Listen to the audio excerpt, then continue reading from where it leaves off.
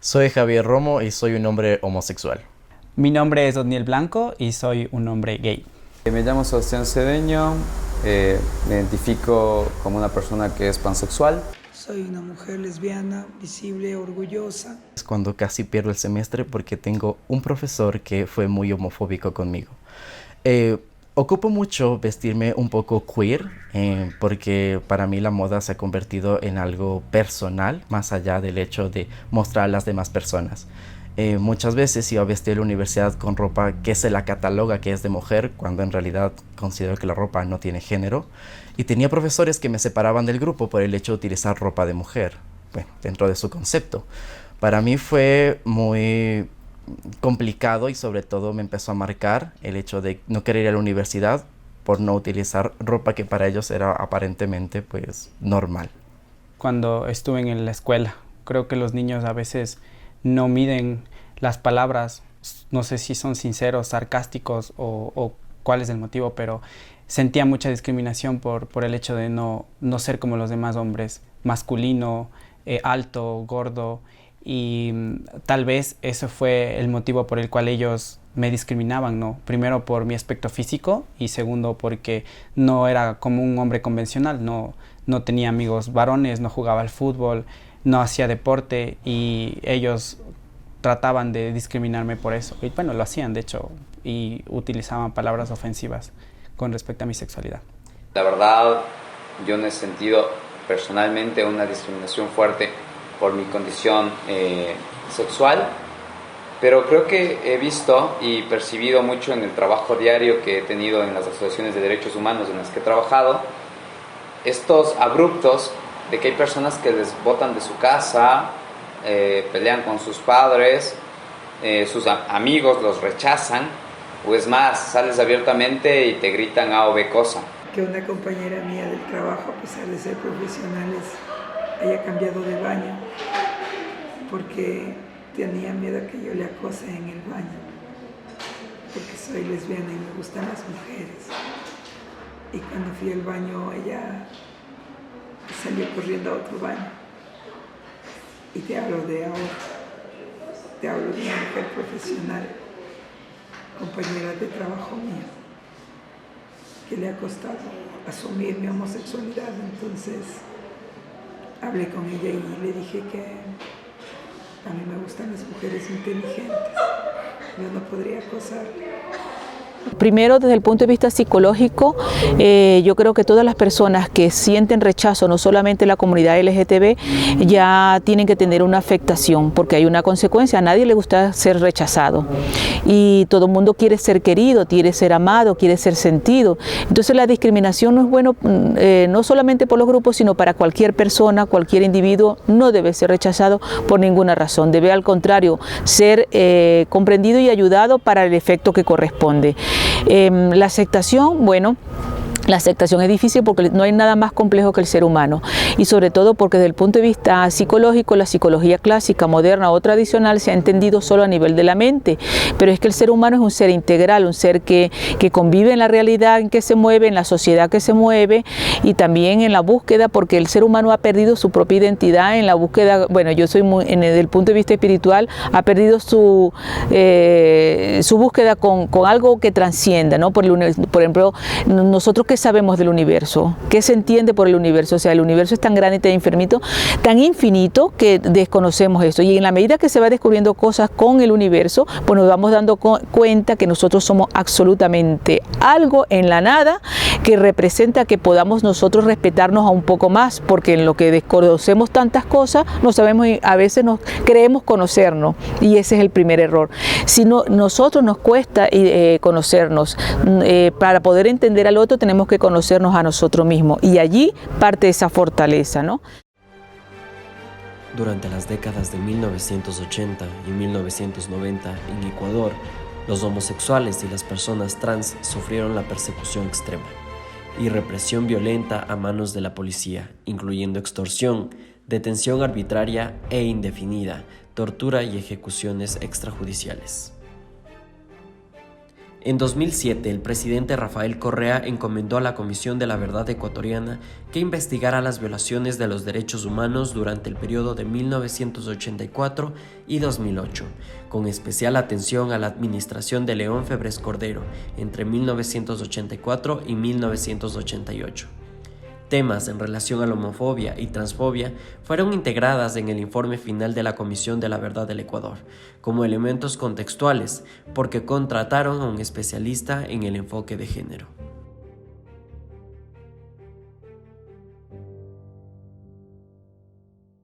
Se criminalizaba a la homosexualidad, incluso tenías prisión.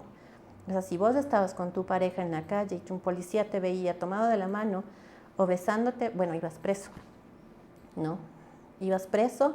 Ya después fue en los mismos años 90, en la misma década de los 90 que se logra, y ese es un hito muy importante, se logra la despenalización de la homosexualidad.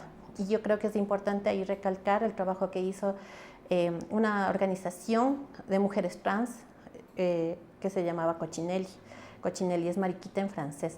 Entonces, estas mujeres, al verse agredidas por la policía, acuérdate también que en esa época, en los 80, 90, había mucha represión por parte de los gobiernos autoritarios social cristianos, como fue el gobierno de León Febres Cordero, donde desapareció gente, donde se asesinó a gente, se torturó a gente, no solo por el hecho de ser de una comunidad LGBTI, sino por pensar diferente al gobierno. Tienes el caso de los hermanos Restrepo, el caso de los ABC que fueron torturados y asesinados. Entonces, era gente que luchaba por derechos humanos, y ahí también entra la lucha de la comunidad LGBTI, y aquí en nuestro país se hace muy visible con la Coccinelli. Entonces, son mujeres trans que se iban a la Plaza de la Independencia y bueno, ¿no? Y reclamaban sus derechos, no tenían por qué ser apresadas porque realizaban su trabajo o porque estaban vestidas como mujer, etc. Las luchas sociales son progresivas. En ciertos países se han ido en retroceso, pero en otros, como el nuestro, pues van en avance. Estuvimos recién celebrando el orgullo de estar vivos en Ibarra y pudimos escucharles a las compañeras Coccinelli cómo hablábamos y les conversaba. Antes nos metían presos solo por ser homosexuales, pues. Te hospitalizaban solo por ser lesbiana o gay y te decían que estás mal, que estás enfermo, te electrochocaban porque estaban aprobadas las terapias de electroshock para las mujeres lesbianas y para los hombres gays. A ver, todo tenemos que empezar desde el estado constitucional que tenemos estructurado aquí en el Ecuador. A partir de 1998 empieza una transición de un estado legalista en donde, sobre la base de que si la ley no estaba prohibiendo o la ley no sancionaba una determinada conducta o un determinado comportamiento, pues prácticamente los temas en cuanto a las minorías estaban descartados. Es a partir del año 2008, con la entrada en vigencia de la nueva Constitución, en donde todo el ordenamiento jurídico empieza a reorganizarse y empezamos nosotros en el Ecuador a acoger todas las obligaciones internacionales que tenemos de derechos humanos, aplicándole directamente a la Constitución y también adaptándole a la normativa interna, ¿no? Claro, esto no puede venir a decirse también aquí en el Ecuador que a partir de 1998 o del 2008 las comunidades o la comunidad LGBTI adquiere una cierta preponderancia. No, tenemos unos antecedentes más o menos a inicios de la década de los 90 con la despenalización del homosexualismo, por ejemplo. El Ecuador ya daba pasos aquí, ¿no? Es decir, que el Ecuador no es que ha estado a la saga de los avances en la construcción de los derechos, no. En el área penal al menos nosotros hablamos de este tipo de, por ejemplo, despenalización del homosexualismo. Entonces, claro, viene ya con la nueva estructura del Estado. Hoy tenemos una cantidad de derechos y más que todo se ha reafirmado el tema de la visibilización de los grupos LGBTI. Ahora, claro, si vamos al tema de la discriminación, la Constitución de 1998 y la del 2008 recogen obviamente el tema de la igualdad, el derecho de la igualdad, los principios de la igualdad, en donde pues se prohíbe discriminar por cualquier circunstancia, ¿no? Entre ellos pues la orientación sexual. Entonces tenemos garantizado el derecho de los grupos LGBTI desde la norma constitucional y obviamente el Código Orgánico Integral Penal sanciona a quienes violenten este derecho reconocido por la Constitución. Okay, es muy interesante saber que existen estos puntos dentro de la Constitución. Sin embargo, nos gustaría saber si es que tal vez existe algún vacío legal dentro de las leyes normativas que se encuentran escritas y que permiten de alguna manera la vulneración de derechos a esta comunidad. A ver, yo podría hablarles en materia penal, ¿no? Porque, no solamente de materia penal, digamos, sí, siempre tenemos que nosotros enfocar los derechos desde el ámbito de la Constitución. Si es que los derechos de una persona no están reconocidos o tutelados en la Constitución, ahí podremos decir que hay un vacío, ¿no? En el caso particular de los grupos LGBTI como grupos minoritarios o como minorías que forman parte de la sociedad ecuatoriana, no están desprotegidos, está reconocido ese derecho, ¿no? ¿Qué viene qué consecuencia, mejor dicho, vendría cuando se desconoce ese derecho o no se respeta ese derecho minoritario que está previsto en el artículo 66.2 de la Constitución? Porque algún integrante o alguna persona de este grupo minoritario LGBTI, por norma constitucional, debe y de hecho tiene derecho al acceso a todos los servicios del Estado ecuatoriano, ¿no? Institucionales principalmente, inclusive en el ámbito privado, ¿no? O sea, puede tener acceso a todo lo que el Estado ecuatoriano puede darle como bienes y servicios. Entonces, si es que esta persona, miembro de este grupo LGBTI, pueda tener o no sea atendido o sea negado ese derecho por su condición de ser, pues el Código Penal está listo para la sanción a quien atente contra ese derecho y le niegue la atención a ese derecho, la prestación del servicio por esta discriminación por su condición de sexualidad. Consideraría que es importante tocar algunos puntuales solo para dejar así todo matizado, ¿no? No es lo mismo la discriminación que sufrieron otras personas y que ha sido la construcción de los derechos propios de la comunidad LGBTIQA+. Si no hubiera sido por ellos, sería muy complicado tener la libertad que ahora tienen o tenemos. En ese caso, lo que quiero decir es que ha ido una evolución paulatinamente interesante de qué son los derechos ahora y qué eran los derechos antes. Antes los derechos considerados para las personas LGBTIQA+, se consideraba que eran privilegios. Privilegios porque uno de ellos a poder salir con tus amigos en una calle o en un parque, a que no te estereotipen, eso lo vemos ahora. Tú puedes salir, eres libre y aún así encuentras ciertos lugares que no pueden ser tan seguros porque sufres o escuchas alguna cosa por ahí que te causa ruido. Pero antes tú no podías ir a ciertos lugares, existían discotecas para personas homosexuales que eran criminalizadas. Es decir, que tenías que entrar a escondidas, tocar la puerta y decir, oye, puedes dejarme entrar, no hay policías, no hay nadie, e ingresabas.